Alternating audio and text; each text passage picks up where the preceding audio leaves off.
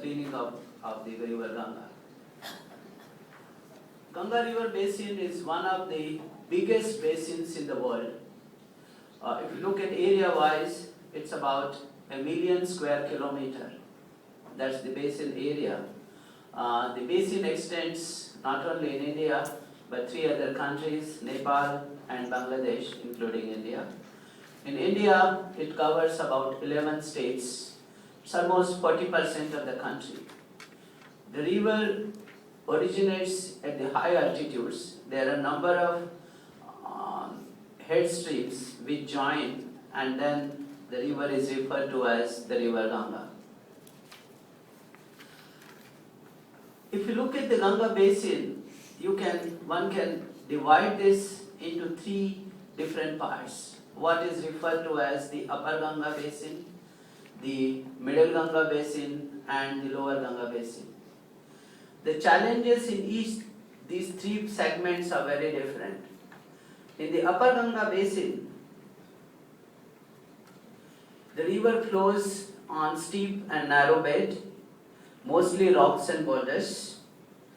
The temperatures are generally very low, so very cold water, and is subjected to very less anthropogenic pollution. And this particular zone has a highly sensitive, fragile, and a very unique kind of ecosystem and biodiversity that needs to be protected. Now, what is important in this particular segment is that there is very high potential for harnessing the hydropower. But then the challenge here is we cannot, or it is not desirable to obstruct the river and harness the hydropower. So we are looking at technologies, we are looking at innovations wherein the river is kept intact and the hydropower is still exploited. So that's the real challenge that we have. How do we protect the sensitive ecosystem? How do we protect the river and yet harness the hydropower potential that we have in this part of the basin? If you look at the middle and the lower part of the Ganga basin, the distance that the river covers is very long. It's about 2,500 kilometers long river. As soon as the river enters into the plains, much of the water is extracted for various uses, including agriculture, and very less then is left in the river. Now again the challenge is how do we improve technologically our agricultural sector so that much of the water is returned back to the river. The other problem that we have in this particular stretch of the river is that there are lots of cities and industries situated in this, and they discharge their effluents. So in this part of the segment of the basin, the river enters into the flows. Now, if you look at this river, this is a very unique kind of river. Many rivers in the world have length of 30 kilometers, 40 kilometers. If you look at this river width is around 30, 40 kilometers at some places. Okay, that's the extension. And the river keeps changing its path. Okay, so that's the challenge that we have. So enter and flows in plains, meandering mostly on beds of fine sand, has a very wide river bed and a floodplain. Okay, of course during the non-monsoon season or when we don't have the rains, the floodplains are utilized for various purposes. So we need to make sure that the floodplains are utilized so that the river also has space when the river requires the space. Okay, and as I said, the river has been substantially modified in this, okay, and that is what is the challenge that we have. How do we bring back the water back into the river? How do we improve our efficiency in the agriculture sector, and so on and so forth. If you look at the third segment, that is the lower segment of the Ganga, there are many rivers from Nepal who join into the river, and there is huge problem of floods every year. So that's the challenge that we face, and this river brings in lots of sediment, silts and sediment. Now how do we manage the silt and sediment into the basin? And how do we live with the flood? How do we control the floods and so on and so forth? That's the kind of challenge that we face in this particular part of the basin. Okay? This is it. The river keeps changing her path. This year you see the river here, next year you won't find the river there, it is somewhere else. Okay? So that's the kind of challenge that we look at. The government of India is concerned about the management of this river, and then they have given this task to the 7 IITs who have formed a consortia, and an MOU was signed with the government of India and the 7 IITs together to prepare the Ganga River Basin Environment Management Plan. In short, if I can summarize about the Ganga and the Ganga Basin, it's one of the largest river basins in India, covers 50% of the population, that's about 500 million people live in this particular basin, covers about 26% of the India's geographical region, touching about 11 states, okay, that's about 1 million kilometers square is the area of the basin. The river travels more than 2500 kilometers and ends in Bay of Bengal. The average annual discharge is about 38,000 meter cube per second, and when it is in the peak, it's about 70,000 meter cube per second. So it's a huge dimension of the river that we are looking at.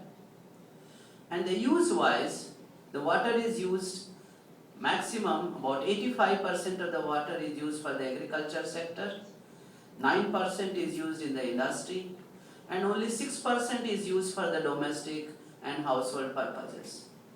But then if you look at the pollution point of view, 75% of the pollution is contributed by the 6% use of the water. Okay? And the remaining 25% approximately is contributed by the 9% usages in the industry. Okay?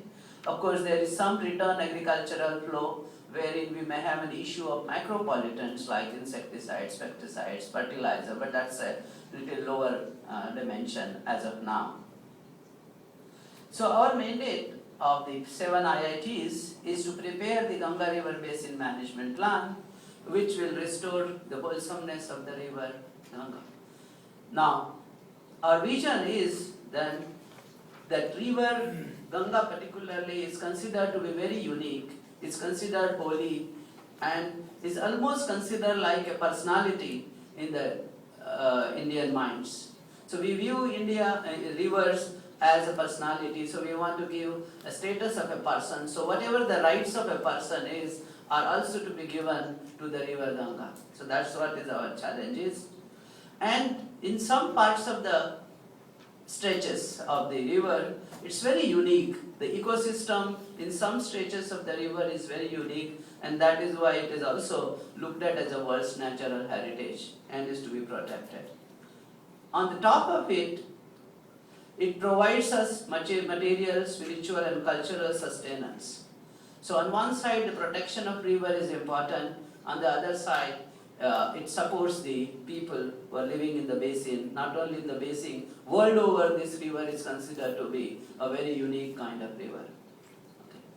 So there are various dimensions of preparing this Ganga Basin Plan, and what we have done is we have divided this into various thematic groups. Like for example, socio-economic and socio-cultural dimensions are very important. So we have a group which looks at socio-economic and socio-cultural aspects of the river. Then ecology and biodiversity is very important. So we have a group which works on ecology and biodiversity aspects of the river Ganga Basin. Then morphology of the river is very important. So we have a group which works on fluvial geomorphological aspects. And protecting or managing the water resources of the basin is another important challenge. So we have a group which looks at water resources management in the basin. And the last, of course, is the pollution, environmental quality, and so on and so forth. Now, some of these issues that we have cannot be only handled by scientific and technological issues. We need to bring in changes in the policies, changes in the laws, and the governance mechanism. And this is one of the challenges that we are facing. So we also have a group called Policy, Law and Governance. And then of course the two support groups which manage that entire database is the geospatial database management and the communication group, okay, which communicates within the group and also to the outside world who are connected to the river Ganga. Now if you look at characterization of any river basin management world over, okay, if you look at the level of coordination, it starts from very low level of coordination, no coordination, to total coordination. And if you look at on the y-axis, you also look at the degree of basin planning approach. Now world over, most of the places, it is the decentralized approach that is followed.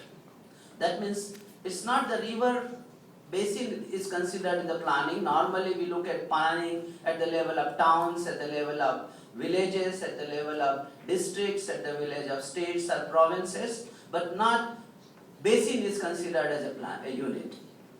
Now if you look at scientifically or technologically, the best approach is to look at watershed or the basin approach.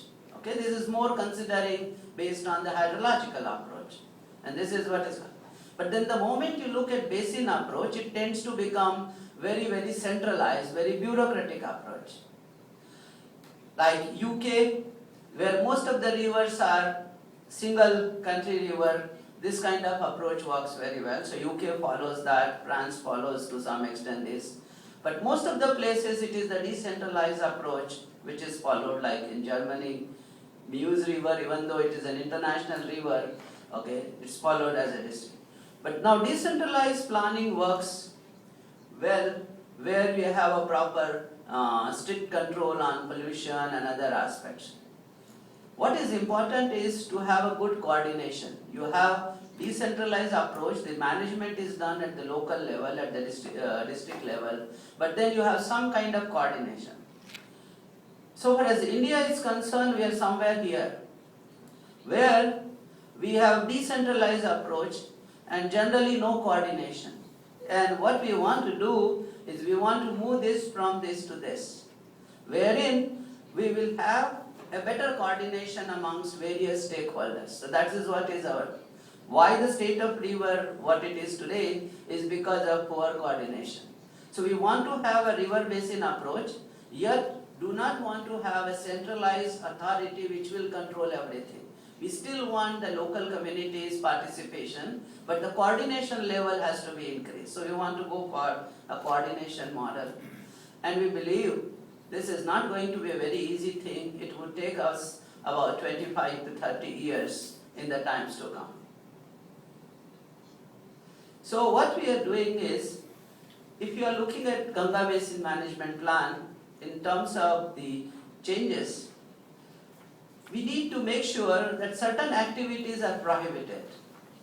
We also need to make sure that certain activities are restricted and some other activities are promoted. For example, we would say pollution going from the industries, pollution going from all the big towns is necessarily has to be prohibited.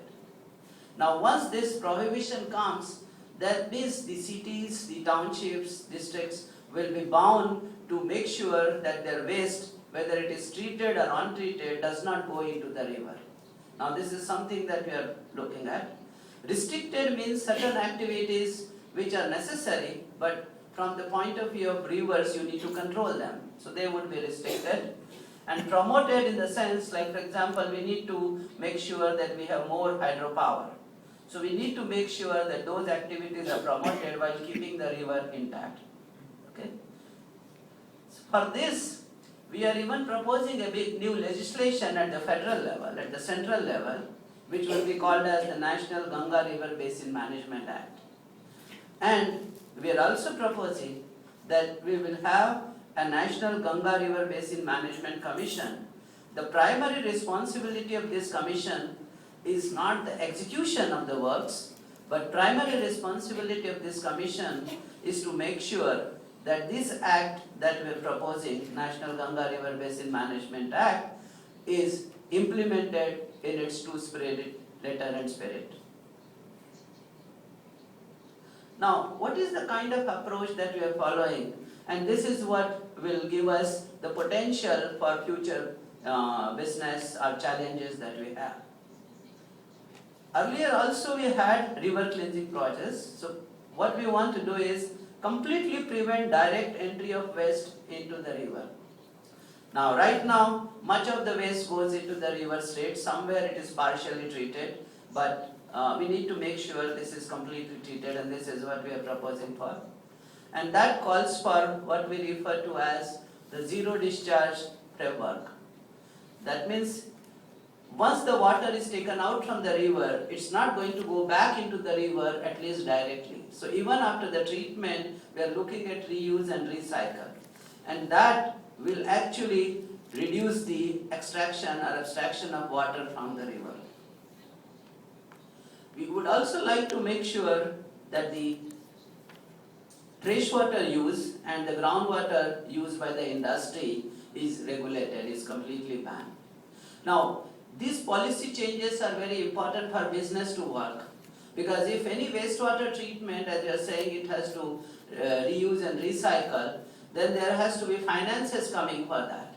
The finances can come only when we follow this kind of paradigm, that the water is reused and recycled. If it is disposed of into the river, then to have an economic model becomes very difficult. We are also saying any new development that comes up, whether it is new buildings, high-rise buildings, multi-story buildings, they will have to necessarily have decentralized treatment and reuse and recycle the water right at the place where it is generated. For the industries also, we are saying that by and large the industries has to recycle and reuse the wastewater. And the whole idea is once the water is taken out of the river, it should not be returned back into the river, it should be used again and again. Okay. Or if it is to be returned, it should not be directly returned into the river, it should be returned through natural processes. The second important aspect is to increase the flow in the rivers. Okay? And that cannot be done because groundwater and surface water systems are connected. Unless until we make sure that the groundwater use is banned, the groundwater table is maintained, the base flow or the flow in the lean season of the river, lean season cannot be maintained. So this is what is the strategy for improving the base flow in the river, and that means the abstraction of water has to be less, and so there is a huge opportunity for improving the irrigation efficiency. Okay. The entire basin, 85% of the water is used for agriculture. If 15-20% of that can be saved, there will be substantial improvement in the river. So the technologies have to come up in the irrigation sector, that how do we manage the irrigation sector. And the hydroelectric power projects have to come in a little unconventional way. So that is where there is a scope for bringing in new innovations, new kind of technologies. How do you make sure that in real sense we have the run of the river hydropower projects, or we generate hydropower but do not disturb the flow or the connectivity in the river systems? That is the thing that we are looking at.